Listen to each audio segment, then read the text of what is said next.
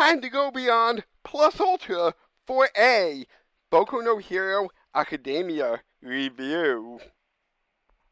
We are here, Okay, dude. staring at all the quirks.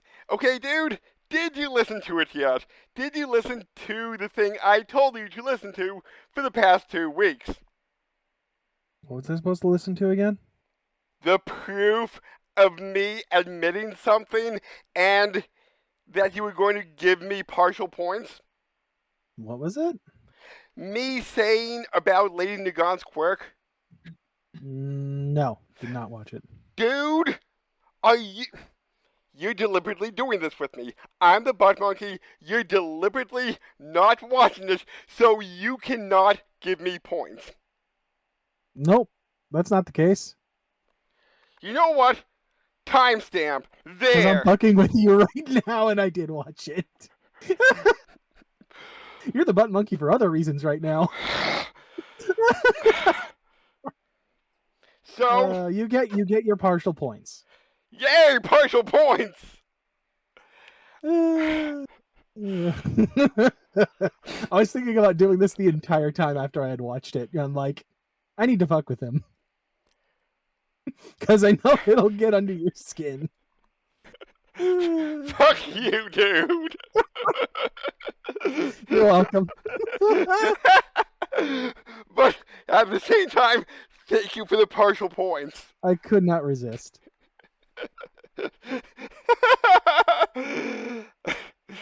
I hate you so much. You're welcome. Oh my god. Okay. Now that that is over and done with, did you watch it last week and you were messing with me last week too? No, last week I had honestly forgotten. I watched it. When did you message me about it? Wednesday, yes. It was Thursday that I watched it. Okay, yeah. It was the day after you had messaged me. Mm-hmm. Yeah, but oh boy. And then you didn't message me again after that, so I made a point to be like, he didn't tell me to do it a second time. I'm going to say I forgot. Oh. Dude, come on.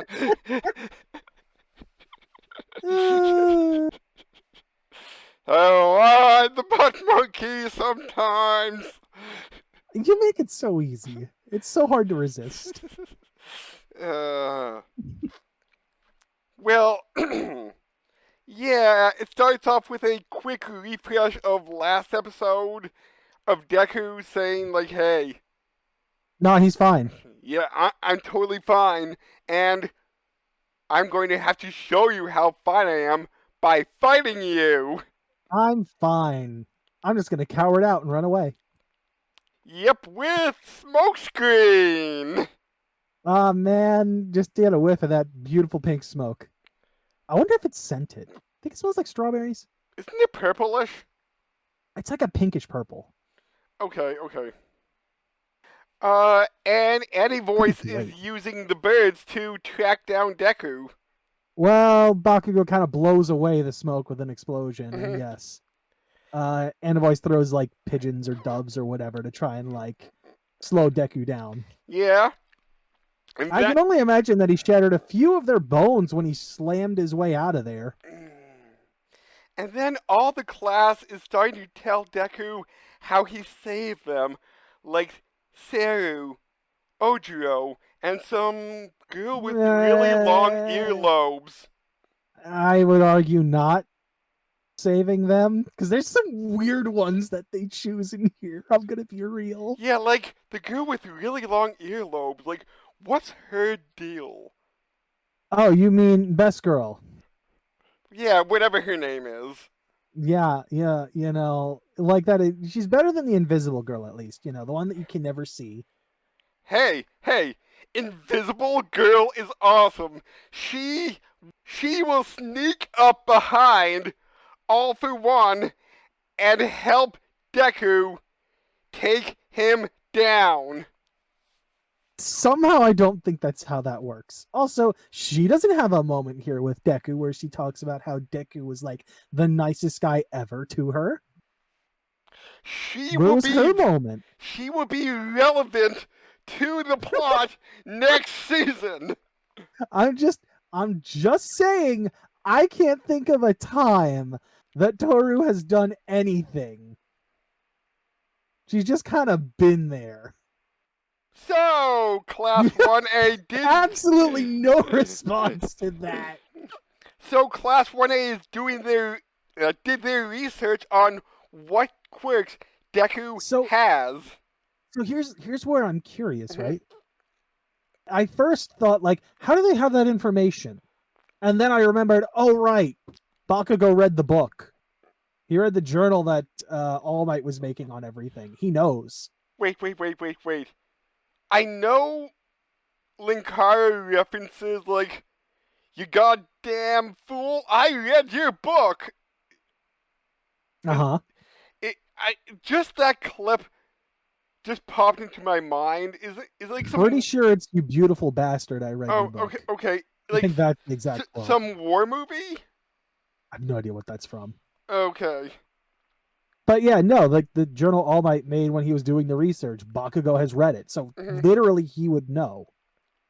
Like, because my first thought was like, oh, did All Might tell them? And then I'm like, no, wait, Bakugo knows. Mhm. He would know immediately. Whether or not he knew that Deku had mastered those, quote unquote, at this point, I Mhm. don't know.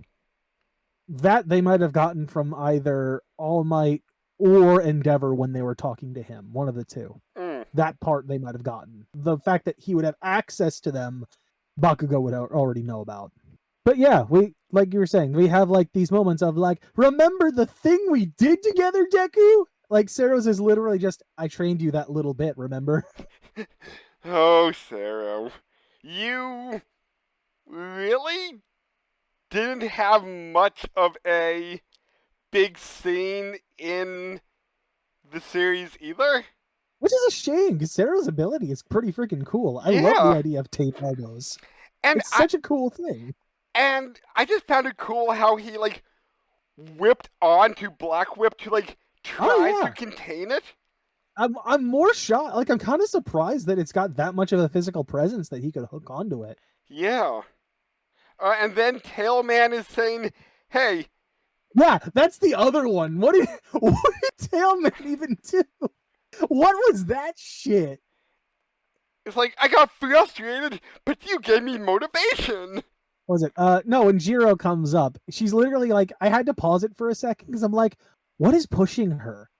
And I'm like, oh shit, that's fucking Dark Shadow holding her from like the belly, just like pushing her up there. I didn't recognize it at first. Wait, who? Dark Shadow.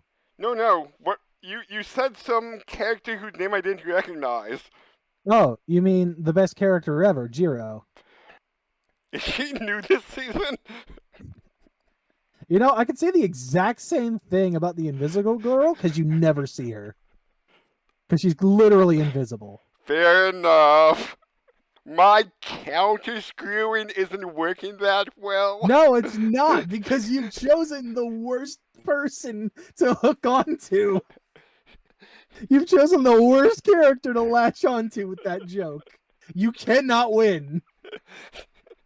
And next season, maybe. Hopefully. Oh, she does nothing. Hopefully. Absolutely Hopefully. nothing. Hopefully. Oh, anyway, yeah, Jiro talks about how like Deku helped her with like organizing stuff with the fair, the school fair. But then we get to, like you said, Tailboy, is literally useless. It's like, oh man, beat that brainwashing kid for me, please. Oh my god, he did it. That's literally all it is. I'm like, come on, man. You couldn't have used one of the other characters that actually had something here. Sugar Rush says, "Hey, You want to know the best part? yes." Mineta shows up later and like barely has his own flashback either. Mm? I don't know why he's there either. Well, He has like nuts to nothing. he's trying to stop Deku with his grapes, but I know, but he has no flashback to go to.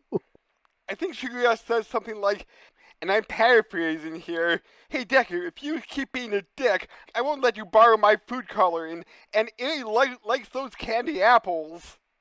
Yeah, I won't let you borrow my food coloring to make Aries candy apples. Oh, Yeah. she doesn't need candy apples from me. She'll be fine without me. Somebody else can do it. I need to be the way on the wings. I need to brood. Deku is so broody these past few episodes. He's really found his edge. I don't think. No, I don't think Tokiyomi got a scene or a flashback, did he? I don't think so. He does like talk to him, but he doesn't really get it. He doesn't get a flashback. I don't think any of them do actually in this portion. No. Where Creati shows up and straps him to the wall with something. He says it's like a hypnotizing machine. Okay. Or at least that's what my subs say. I don't know what yours did. And again, I'm paraphrasing here, but like he said something like "put me to sleep," so maybe it was like some kind of knockout gas machine or something. I mean, I feel like there were better options than like a quite literally what looks like a mecha fucking cockpit lashing him in. Okay, recognizing it's a machine to put him to sleep, Deku breaks free, yelling at them to waste their efforts on him. Wait. Yelling at them to waste their efforts on him. To stop wasting their efforts on him. Okay, there you go. I was going to say, if that's a direct line, then I'm like, I'm going to sit here and ask you, that doesn't make, tell you that doesn't make sense. I'm sorry, I might have misspoke there. Probably. I was going to say, because if that was the literal quote, that was wrong. Yeah, and I got that from the Boku no Hero wiki. Somebody messed up then, if that's the case. It did not. I did. All right. Well, there you go. Okay. Yeah, Creati, Sparky Boy. Who else is there? And Dark Shadow. Multiple limb dude. Shinji? I forget his name. Shoji. Yeah, Dark Shadow. Shoji, that's it. Yeah, so they do some combo attack or some combo defensive thing to try to keep Deku in place while Denki electrocutes him. I'm honestly kind of surprised that they didn't do that immediately and that they went to the trouble of literally trying to like encapsulate him first. Like I kind of get like Dark Shadow's version of that because it was it was he did get a flashback. Deku, it was because Deku helped him out with like coming up with new ideas for attacks, right? Yes. So like using that technique, something developed out of Deku's own advice, kind of makes sense. I think he said something along the lines of using Dark Shadow defensively. Yeah, using his offense to be his defense. Mm-hmm. But yeah, he just, tanks it and busts out. Easy as pie. Loses his mask, which, during the fight with Nagant, we have no idea how the fuck that happened, but we get to see it here. Yeah. And now we see him lose the mask. And he slams into Shoto's ice wall. It's such a good ice wall. It's just so solid and thick, Yeah. Unlike Shoto's personality. Ooh, burn. No, I like Shoto. He's not very emotional, but he does have a decent character arc so far. But yeah, we get some nice little talking to. Sue shows up, does a little more talking, blah, blah, blah. Also, here's the interesting bit, now that I'm thinking about it, because I forgot about this. When Endeavor shows up to pick up the villain that they caught, Dictator, he says he doubt he'd be operating alone. Who else is with him? We didn't see anybody. I know. And by the end of this episode, they're out of the area. So I'm curious who was with him. Because otherwise, why would you say that? I don't know. Anyway, leaving that alone. Kirishima Naval Laser Boy, who I'm very disappointed we didn't get to have a flashback with him, going through the whole cheese scenes during that one section. Wait, the cheese scenes? Yes, there was a point where they were like sharing cheese or something. I forget what it was. Like when he was like creeping outside Deku's window at one point. I don't even remember that. Yeah, no, he was doing that. It was like I forget if it was a it might have been a filler episode. I'm not sure if it was or not. But there was like an episode of him and Naval Laser Boy getting like close to each other as friends. Huh. And I remember cheese was involved at one point. I forget if they like shared fancy cheese or whatnot. But yeah, I'm disappointed that he didn't get a flashback to his cheese scenes. But we fucking have to get Tailboy and his get revenge for me fucking plot. And that ear girl that you keep talking about. You know, she got something, unlike a certain invisible girl who had absolutely jack shit. Wah, wah. So yeah, Deku breaks out, shatters the wall. And Deku's like, I gotta protect you by not being here. Because you can't protect yourselves. This is a battle between one for all and all for one, not you guys. So here's what I'm a little disappointed about, right? Yes. If I were writing this, right, I would have put a line in of like literally the name of your quirk, one for all. We're all here to help. Ooh. Quite literally, there's a way you could use that quirk name to just like slam home another point. Oh yeah, so Mineta is trying to stop Deku with A bunch of grape ball things that he tore off of his head. Was that some new attack he had? I don't think he's used it this way before. So yes, technically. Okay. But we never get to see Mineta do shit because he's a coward. Hey, I never thought your power made you awesome. What made you cool is just you. That wasn't the lines I got. It made him sound way more pathetic. The lines I got was like, I never thought your power was cool or anything. I liked you when you were a coward. It was basically, I like you because you were because you sweat nervously and keep shivering. I like the person you were. And we opened up that path together back in like the first season. That nobody remembers because Mineta's fucking garbage. He's either busy trying to be a perv or he's a coward. Or a pervy coward. No, I don't think he cowards out on being a perv ever. He has no fear when it comes to that, I feel like. So, anyway, this lines up a foe 100%. Uraraka comes in and just barely misses him. Admit your feelings. That will make him. I feel like that's next episode. Oh. Based on the teaser. I feel like that's next episode. But that could have stunned Deku long enough for everybody to rush him. I thought that for a second too, and then at the same time I'm like, that might cement him further into running away. Oh, it's like, okay, if you love me, he's definitely gonna come for you first. You're fucked. Yeah, I need to get out of here now. You're an even bigger target now. Oh, yeah, maybe. Especially if she's shouting it out here in public. So what was like the everybody's combo attack? I like how they had this prep too as soon as Deku was gone. Like, what the fuck? It was like Acid Man, Shoto's, Ice, Urabides. Also, I'm gonna have to assume this is a creati, but where the fuck did they get a railway for this thing? Because we get an ice ramp and then there's a railway on top of it. Okay, I thought the railway was more ice, but you could be right that creati made that. I have to assume because it doesn't look like it's ice. It's not the same color. I can only assume it's creati, and goddamn did that get made fast.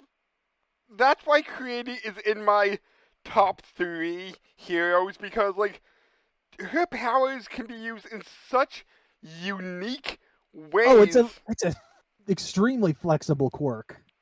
The only thing is she needs to, like, eat super high caloric meals because, like, calories transform into matter, is it? It takes the something like that. Yeah, I can't remember exactly how it works, but yes, like it's nuts what she can potentially do. She's like a one woman factory. Mm-hmm. You know what? She's literally Rosie the Riveter. She's Japanese Rosie the Riveter. Hmm. So wait, there's Also, Acid Man. I was gonna say, speaking of Acid Man, you brought up. Yes. Interesting enough that she can affect the consistency of the acid she makes, but she calls this like solubility 0.1%. I'm like, okay, that's new. I didn't know she could like decide the consistency of the acid. So, like, solubility 1% against air resistance. Like, what is solubility? When solubility, like, dissolves in water, if I'm remembering science right. How does I'm that? looking at the definition now. Maximum concentration of a solution that can dissolve in a solvent at a given temperature. So how does that relate to air resistance? I feel like in this case, it's reducing the friction on the sled or whatever they're pushing over the ice and stuff. Okay. I think that's what this is. I think it's quite literally just for the lubrication. Ah, okay. And Ingenium is pushing Also, it. I'm going to assume because of whatever material the acid is, it's not freezing on contact with the ice. And Ingenium is pushing it. No. He's not there. I thought he was there. He is not there. Oh. It is it's Bakugo pushing it. Shoji. No. It's Shoji, Annie Voice, and Dark Shadow pushing it at the start. Oh, and Sugar Rush. Okay, then who pushed it midway? I was gonna say, you have Todoroki and Bakugo in there, and then hidden to everyone else right now is Ingenium. So And, he is there. He's hidden, but he's not doing anything at this point. He's hidden by the Acid Man. Todoroki launches it after the push. Uraraka basically makes them immune to the gravity. Todoroki backs off. Bakugo then shoots off the last of it, and that launches Ingenium. I do find it interesting that Bakugo's like, I got a shit ton of stuff I want to tell him. No, But, that I need to say to him. Well, I think he says, I want to tell him, and then says, I need to tell Yes, him. that. I think he rephrases it. Mm-hmm. But he's like, I'm going to leave this at first so that I can actually handle this speed. And you see, like, Inganium's face just blubbering all over the place. And his glasses cracking. Yeah. Glasses and armor. Yeah. But yeah, manages to, like, attaches up to Deku and grab his hand.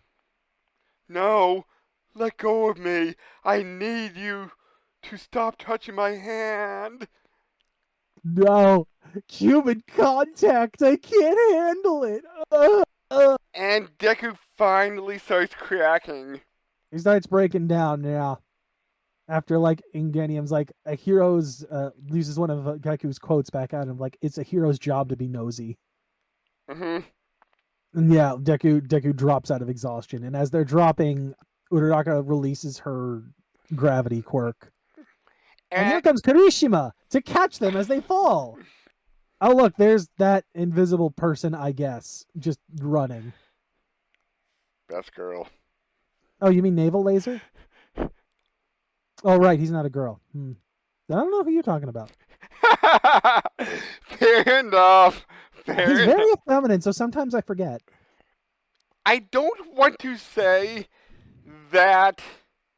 Shit, I'm completely blanking on creator's name of. Just call her Momo. No, not creator of the writer. Horikoshi. I don't want to know if, like, Horikoshi is, like, being, like, stereotypical by making the French guy effeminate? I don't know. It's a good question. Could be. Mm. Like stereotypes tend to vary by culture. I don't know if that's the culture, if that's the stereotype in Japan that that's the case. Well, then again, remember when we did Hitalia? No, wait, no, that was Italy. Never mind. Although I like this one, as Kirishima's catching them, he like talks about like the literal first episode where Deku runs out to save Bakugo, and the Mhm. fact that he was there and witnessed it. Mm. And but he didn't realize whether or not that was Deku, but apparently he must have at least had some suspicion at some point because now he's asking, that was you, wasn't it? Do you think if we would go back and watch the first episode, we might see him in the crowd? Maybe, but I don't know if that was the plan the entire time. It would be an amazing Easter egg if it was. It would be. I would be surprised if it was planned that way. I don't think it would have been. Mm. I think that would have been too far in the future to plan out something that specific. For a character who's not like a mainstay like Bakugo is, for instance. And then Deku collapses. Yeah, everyone's like, come back to class. You know, we want you with us. And then, of course, we finally get the thing that I was not expecting. Bakugo actually apologizing for all the shit he's done to Deku. Mm-hmm. And explaining why. He's like, it doesn't make a difference, but still, I'm sorry. Even bows his head and everything. I'm like, holy shit. And he's Last thing I expected. And he's not yelling at Deku. He calls him Izuku, which he's never done. Yes. Which I'm just like, oh man, this is like top tier Bakugo for like once like Bakugo is treating Izuku like an actual person. I would like to point out that I feel like what I said last week when we were mentioning this, how Bakugo doesn't have the mask on. I feel like that's intentional because he's being honest, especially after this. And Deku was hiding behind his own mask. And when it was something like, I wanted to surpass you because I thought you were weaker than me, but I was like, oh shit, what did he say? It's like, I always thought of you as weaker than me, but I wanted to overtake you because I knew you were stronger than me. I don't remember the exact terminology that he's using here, and to go back through it now would be like a solid 3 minutes or something of just reading. Yeah, that was a good long scene. It was a nice speech. Mm-hmm. It was something about like, while Bakugo had the power, Deku had the moral, and in that way he was it was superior, and Bakugo just didn't want to recognize it, and so essentially shunned him. Also, we get to see 13 and what she looks like under the mask. We haven't seen her since like at minimum season 1. We might have seen her a couple of places, but we've never seen what she looks like. She looks cute. I like it. Yeah, she is a cutie. The two-tone hair, it's cool. Although missed opportunity. If you remember Earth-chan from a couple years ago, missed opportunity that she doesn't have blue and green hair. I vaguely remember Earth-chan. Yeah, should be blue and green hair. That's my only complaint. But yes, otherwise, very good.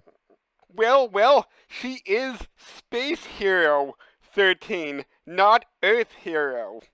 I am curious why 13 was the name she chose, but okay. But yeah, she basically gives Deku the rundown that, like, look, a lot of the city's been cleared out. There's only a few things left to worry about. You know, the rest of the police and stuff can handle this, and the heroes that are still here. Maybe Apollo 13? You know what? That's a good theory. It might be that. Well, then again, Apollo 11 was the first one to land on the moon. But 13 is the more famous one. Honestly, a cooler one would be if you called them Voyager. For the space probe. Also, I kind of like how Shoji's got Deku on his back, and he's literally wrapped him up with like his webbed arms. It's like, You're not leaving. You can't escape now. I have you. Okay, it was now Deku collapsed. Ugh. Yeah, they bring him in. You know, here's the thing, right? I saw the wall, the big UA Uh-huh. barrier, and I'm like, oh, we're just going to Attack on Titan now. Okay. Even though I haven't seen much of Attack on Titan, that's where my brain also went. I'm like, cool. Are there giants just sealed away in the walls? Also, is this where we're finally going to see the spy that's inside of UA finally come back after like what is this, season 6? Uh After the last what, 5 seasons technically? Cuz that first came up in like the end of season 1, I think. Mm, Is it finally going to come back around about this spy that's in UA? Is it going to maybe. be Toru? Is it going to be Jiro? Highly unlikely. We get to see what Jiro does. Toru, we've never seen her. Literally. We've seen the boots and the gloves she wears, and that's about it. Ooh, ooh, good theory. Since she's invisible. Mm-hmm. Oh, Like when it first came up, it's implied that it was a teacher, oh. but I don't know if that's actually the case or not. It would be really interesting if it was Toru. It would be. It would also make the most sense considering she's the one we see the least in general. Again, both literally and story wise. Then she could get a redemption arc. Would that be a redemption? I mean, it would mean Horikoshi actually uses her for something. Redemption Because arc. she's a fucking villain, so is that really redemption? She's the Maybe. most conspicuously absent of most of them. Hmm. I'm trying to think, if there's any other character who like is as in, for lack of a better term, for as invisible as she is. Any other student in Class A? Um, Well, if we would go throughout the entire cast of like, Annie Voice maybe. mm, Annie Voice could be. yeah, like who are the C tier used characters like that you see the least of? I would argue Annie Voice, Sugar Rush, and even though, well, Annie Voice is probably on the same level as Toru. Sugar Rush might be a little bit higher, but not by much. Hmm. Who else is in 1A? Mineta, no, we've seen like his shit and his shenanigans. As much as I dislike Mineta. We can speculate this if they talk about it next time or the last If they episode. do, I don't think they will in this episode. Or like in this season. It'll probably come up whenever the barrier falls. Mm. Because it's gonna fall. I almost guarantee it. Okay, so that would be next season. Mm-hmm. So we could possibly talk about it. On the last episode. Yeah, or maybe we can speculate further in about 18 months when season 7 comes out. Yeah, we get the teasers for it. Yeah. Yeah. Anyway, yeah. People aren't happy that Deku's here. I don't know who let it slip, maybe it was the spy, that he's the one for all guy and that he's the one that they're all targeting Mm-hmm. and that he's going to be a threat for everyone. See, Somebody let that slip because as far as I'm aware, the public didn't know before. see, everybody hates me. I'm just gonna leave. Yeah, I like how he just like slowly steps back like he's going to run away and then just immediately Ochiko's just like, no, you fucking don't. You get the fuck back here, you piece of shit. You are staying. We're going to walk through this crowd together. So yeah, we now get the teaser in which I'm like, oh, is this where we're doing the whole if I express my love on top of a building, shouting it out to the rest of the class or the school, that means it'll come true situation going to happen? Maybe. Like that literally that used to be a trope back in like cartoons and shit I would see in like the 90s. Mm-hmm. Was like if you shout your love. Actually, even in anime, they've done it where you shout like your feelings to your loved one while you're on top of the school building. They'll have to accept it. But yeah, it's basically just something to do with Uraraka, which I can only assume it's exactly what we think it's going to be.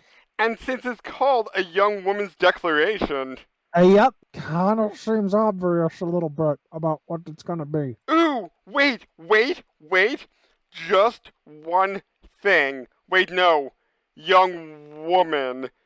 It wouldn't be about Eri because she would still, she's She would still be a technically, girl. oh, She's like 9 or something. okay, because just for a second I'm like, ooh, does this have something to do with Eri? Will Eri, even though she wasn't in the preview at all, will she say something to Deku and will that make him come around fully now? But Maybe, although, did you notice that we get a shot of Aizawa in the bed, and it almost looks like he's got his leg back? yeah, so maybe Eri does something or he has a prosthetic. I was going to say, there is technically the potential that they might have someone who could help reattach it. Besides Eri, I mean. Like, if you cut off a finger or something and you quick get it on ice and take it to the hospital, you could get it reattached. I'm going to say prosthetics. Okay. I don't know. We don't get a clear shot of it because the leg that it should be is kind of off camera here. I wouldn't be shocked if they managed to reattach it. Okay. Although, that said, right, Mm-hmm. that would still have, like, the anti-quirk drug coursing through it, wouldn't it? Yes. So, would reattaching it then spread it or not? Or would they have been able to clear that out beforehand? I don't know. Although, that... So, question. Yes. What if Eri just rewound the leg to before it had that injected? And then they reattached the leg, like, surgery-wise. Maybe, but I am going to lean more towards prosthetics because they have all these support items. Making a prosthetic leg would probably be super simple for them. Oh, probably. I mean, I'm just saying that, like, would he want that? I mean, I'm sure he'd want whatever he could get to get him to work, but if he had the choice, I think he'd try to be like, just give me back my leg. Yeah. That way I don't have to learn to walk again. We'll find out next time, I guess. That's true. He may not even have it. It might have just been, like, the weird angle he was at. Yeah. Like, maybe. Mm-hmm. Because he cut it off below the knee, and I think we saw just, like, at the knee. Yes. So come back with us next time for possibly lovey-dovey times? Maybe. Unless it happens in the last 5 minutes of the episode. Oh, God, really? That's what you're guessing. The last 2 minutes. Deku cut to teaser for the next episode. Not much of a declaration, is it? Hey, it started. Deku, I have something to tell you. No. You're being too quiet. She's saying this into a megaphone. And I know like this is completely sidetracked when it was supposed to be ending, but did I tell you that there's this one band and for part of one of their songs, the guy uses a megaphone to add a effect to his voice? I'm assuming he's doing that during a live show or something? No, apparently, well, whenever they do it live, he does it for like 5 seconds of the song, and it sounds like it does on the recorded non-live track. So maybe he did it in the live version just for a effect. That's what I was wondering, because I'm like, why would you not just have a filter effect in the mic to do that? Why bring out the microphone? You can do this much more simply. I don't know. But unless it's just for like the eye candy of, holy shit, he's pulling out a megaphone. What's he gonna do? Alright, we'll catch everybody next week for more Boku no Hero Academia reviews. Aye.